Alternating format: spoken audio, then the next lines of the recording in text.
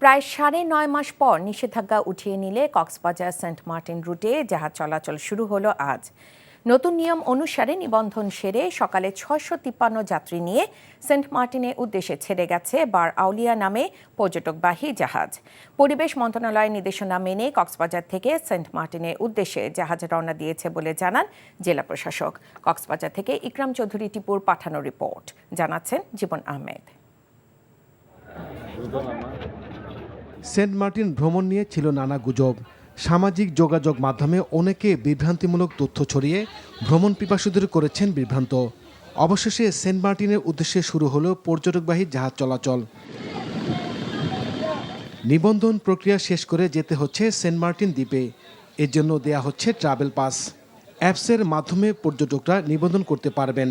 রোববার সকালে কক্সবাজার শহরে নুনিয়াছড়ার বিআইডব্লিউটিসি ঘাট থেকে ৬৫৩ জন যাত্রী নিয়ে সেন্ট মার্টিনের উদ্দেশ্যে ছেড়ে যায় পর্যটকবাহী জাহাজ। দীর্ঘ সময়ের পর সেন্ট মার্টিনে যেতে পেরে খুশি পর্যটকরা।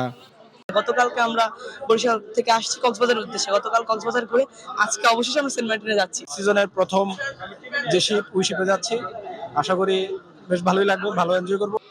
জেলা প্রশাসক জানান, পরিবেশ মন্ত্রণালয়ের নির্দেশনা মেনে কক্সবাজার থেকে মৌসুমের প্রথম জাহাজ সেন্ট মার্টিনের উদ্দেশ্যে রওনা দিয়েছে। পর্যটকদের জন্য তারা যাতে সেন্ট মার্টিনে কোনো রকম প্লাস্টিক ব্যবহার করতে না হয়, সেজন্য আমরা পাটের ব্যাগ তাদেরকে বিনামূল্যে জাহাজে সরবরাহ করতে চাই, যাতে করে কেউ প্লাস্টিক ব্যবহার করতে না হয়। সম্প্রতি নাফ নদীতে ডুবোচর জেগে ওঠায় নাব্য সংকট এবং মিয়ানমার সীমান্তে গোলাগুলির কারণে নিরাপত্তার অভাবে টেকনাফ থেকে জাহাজ চলাচল সাময়িক বন্ধ ঘোষণা করা হয়। NTV news desk.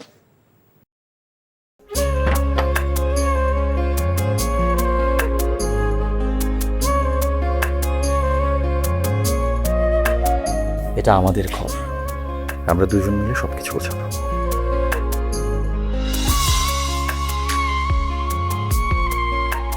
বাহ, এই ঘরটা এতদিন মরে আসছিল, নতুন বউয়ের হাত পরে একটা চক চক চক চক করতেছে। যদি কখনো কোনো ঝড়ে সেসব এলোমেলো করে দেয় তাহলে?